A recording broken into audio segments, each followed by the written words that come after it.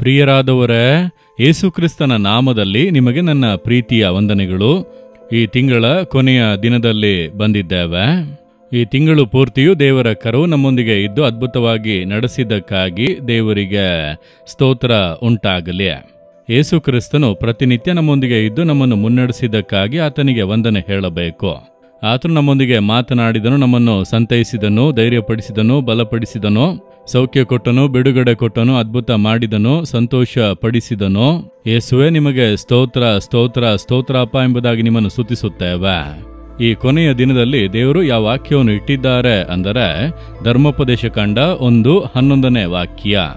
ನೀವು ಈಗ ಇರುವುದಕ್ಕಿಂತಲೂ ಇನ್ನು 1000ದಷ್ಟಾಗುವಂತೆ ನಿಮ್ಮ ಪಿತೃಗಳ ದೇವರಾದ ಯೆಹೋವನು ನಿಮ್ಮನ್ನು ಹೆಚ್ಚಿಸಿ ಶುಭವನ್ನು ಅನುಗ್ರಹಿಸಲಿ. ನೀವು ಈಗ ಇರುವುದಕ್ಕಿಂತಲೂ 1000ದಷ್ಟಾಗುವಂತೆ ದೇವರು ನಿಮ್ಮನ್ನು ಆಶೀರ್ವದಿಸುವರು. ಅದುವೇ ವಾಗ್ದಾನ. ನೀವು ಹೆಚ್ಚಬೇಕು, 1000ದಷ್ಟಾಗಿ ಹೆಚ್ಚಬೇಕು. ನಿಮ್ಮ ಕೈಯ ಪ್ರಯಾಸಗಳು ಹೆಚ್ಚಬೇಕು, ನಿಮ್ಮ ಆದಾಯ ಹೆಚ್ಚಬೇಕು, ನಿಮ್ಮ ನಂಬಿಕೆ ಹೆಚ್ಚಬೇಕು, ನಿಮ್ಮ ಆರೋಗ್ಯ ಹೆಚ್ಚಬೇಕು, ನಿಮ್ಮ ಸಮಾಧಾನ ಹೆಚ್ಚಬೇಕು, ನಿಮ್ಮ ಪ್ರತಿಫಲಗಳು ಹೆಚ್ಚಬೇಕು, ನಿಮ್ಮ ಸೇವೆ ಹೆಚ್ಚಬೇಕು, ನಿಮಗೆ ಆತ್ಮಗಳು ಹೆಚ್ಚಬೇಕು, ಆತ್ಮಿಕ ಜೀವಿತದಲ್ಲಿ ನಿಮ್ಮ ಬಲವು ಹೆಚ್ಚಬೇಕು, ಕೃಪೆಯು ಹೆಚ್ಚಬೇಕು.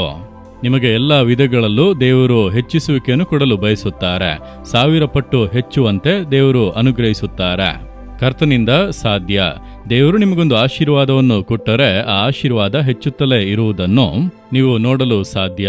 ನಾಲುಮಾವಡಿಯಲ್ಲಿ 1998ರಲ್ಲಿ ದೇವರು ಈ ಸೇವೆಯನ್ನು ಕೊಟ್ಟಾಗ ಒಂದು ಜಗಲಿಯಲ್ಲಿ, ಒಂದು ಮನೆಯ ಜಗಲಿಯಲ್ಲಿ ಚಿಕ್ಕದಾಗಿ ಒಂದು 30-40 ಜನ ಸೇರಿ ದೇಶಕ್ಕಾಗಿ ಪ್ರಾರ್ಥಿಸುತ್ತಾ ಇದ್ದೆವು.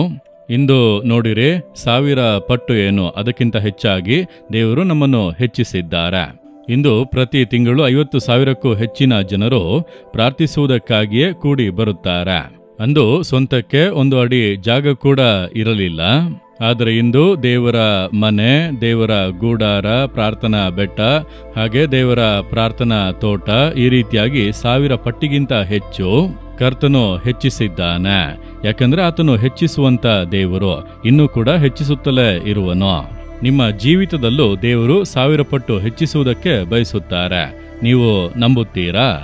ನೀವು ನಂಬುವುದಾದರೆ ಈ ಆಶೀರ್ವಾದವನ್ನು ಕಾಣಲು ಸಾಧ್ಯ. ಅದೇ ಸಮಯದಲ್ಲಿ ದೇವರು ನಿಮ್ಮನ್ನು ಆಶೀರ್ವದಿಸುವುದಕ್ಕೆ, ನೀವು ಯೋಗ್ಯರಾಗಿರುವುದಕ್ಕೆ ನಿಮ್ಮನ್ನು ಅರ್ಪಿಸಿಕೊಳ್ಳಬೇಕು.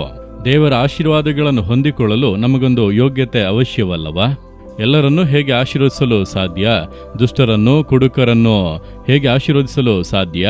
ಇಲ್ಲ, ಅವರೆಲ್ಲ ಆಶೀರ್ವಾದವಾಗೇ ಇದ್ದಾರೆ. ಲಂಚ ತೆಗೆದುಕೊಂಡು ಭ್ರಷ್ಟಾಚಾರ ಮಾಡಿ ಕುಡಿಯುವಂಥವರೆಲ್ಲರೂ, ಕಳ್ಳರೆಲ್ಲರೂ ಆಶೀರ್ವಾದವಾಗಿಯೇ ಇದ್ದಾರೆ ಎಂಬುದಾಗಿ ತೋರುತ್ತಾ ಇದೆಯಾ?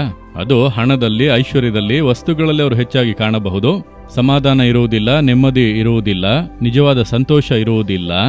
ದೇವರು ಆಶೀರ್ವದಿಸಿ ಹೆಚ್ಚಿಸಿದರೆ ಅದರೊಳಗೆ ಸಮಾಧಾನ ಇರುತ್ತದೆ, ನೆಮ್ಮದಿ ಇರುತ್ತದೆ, ಸಂತೋಷ ಇರುತ್ತದೆ. ಆ ರೀತಿ ಪರಿಪೂರ್ಣವಾದ ಆಶೀರ್ವಾದ, ಕರ್ತನ ಆಶೀರ್ವಾದವು ಒಬ್ಬನನ್ನು ಐಶ್ವರ್ಯವಂತನನ್ನಾಗಿ ಮಾಡುತ್ತದೆ. ಅದರೊಟ್ಟಿಗೆ ಆತನು ವ್ಯಸನವನ್ನು ಕೂಡಿಸುವುದಿಲ್ಲ. ವ್ಯಸನ ಇಲ್ಲದೆ ಇರುವಂತ ಆಶೀರ್ವಾದ ನಿಮ್ಮ ಜೀವಿತದಲ್ಲಿ ದೇವರು ಕೊಡಲು ಬಯಸುತ್ತಾರೆ. ನೀವು ನಂಬುತ್ತೀರಾ? ಹಾಗಾದರೆ ನಂಬಿಕೆಯಿಂದ ಸ್ತೋತ್ರ ಮಾಡಿ. ದೇವರೇ, 1000ದಷ್ಟು ನನ್ನನ್ನು ಹೆಚ್ಚಿಸಿ ಆಶೀರ್ವದಿಸುವುದಕ್ಕಾಗಿ ಸ್ತೋತ್ರ ಎಂದು ಹೇಳಿರಿ. ದೇವರನ್ನು ಸ್ತುತಿಸಿರಿ. ತಂದೆ, ನೀವು ಕೊಟ್ಟಂತ ವಾಗ್ದಾನಕ್ಕೋಸ್ಕರ ನಿಮಗೆ ಸ್ತೋತ್ರ.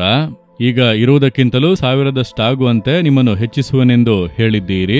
ಈ ತಿಂಗಳು ಪೂರ್ತಿ ಜೊತೆಗಿದ್ದು ನಮ್ಮನ್ನು ನೀವು ಮುನ್ನಡೆಸಿದಿರಿ, ಸಂರಕ್ಷಿಸಿದಿರಿ, ಆಶೀರ್ವದಿಸಿದಿರಿ, ಬಲಪಡಿಸಿದಿರಿ, ಧೈರ್ಯಪಡಿಸಿದಿರಿ, ಸಂತೈಸಿದಿರಿ. ಆ ಪ್ರೀತಿಗಾಗಿ ನಿಮಗೆ ಕೋಟಿ ಕೋಟಿ ಸ್ತೋತ್ರಗಳು. ಈಗಲೂ ನನ್ನನ್ನು ಆಶೀರ್ವದಿಸಿ 1000 ಪಟ್ಟು ಹೆಚ್ಚಿಸುವೆನು ಎಂಬುದಾಗಿ ಮಾತು ಕೊಟ್ಟಿದ್ದೀರಿ. ನಾನದನ್ನು ನಂಬುತ್ತೇನೆ. ನಮ್ಮನ್ನು 1000 ಪಟ್ಟು ಹೆಚ್ಚಿಸುವಂತ ದೇವರಿಗೆ ಸ್ತೋತ್ರ. ಪ್ರಾರ್ಥಿಸುವಂತ ಈ ಮಗಳನ್ನು 1000 ಪಟ್ಟು ಹೆಚ್ಚಿಸಿ ಅವರನ್ನು ಆಶೀರ್ವದಿಸಿ ಸಂತೋಷಪಡಿಸಿ ಯೇಸುವಿನ ನಾಮದಲ್ಲಿ ಪ್ರಾರ್ಥಿಸುತ್ತೇವೆ. Amen, amen. Jesus redeem Kannada YouTube channel ಅನ್ನು ಸಬ್ಸ್ಕ್ರೈಬ್ ಮಾಡಿ. ಸಬ್ಸ್ಕ್ರೈಬ್ ಬಟನ್ ಕ್ಲಿಕ್ ಮಾಡಿ ಮತ್ತು ಬೆಲ್ ಬಟನ್ ಒತ್ತಿ. ಅನುದಿನ ಕಾರ್ಯಕ್ರಮದ ಮಾಹಿತಿ ಪಡೆಯಿರಿ.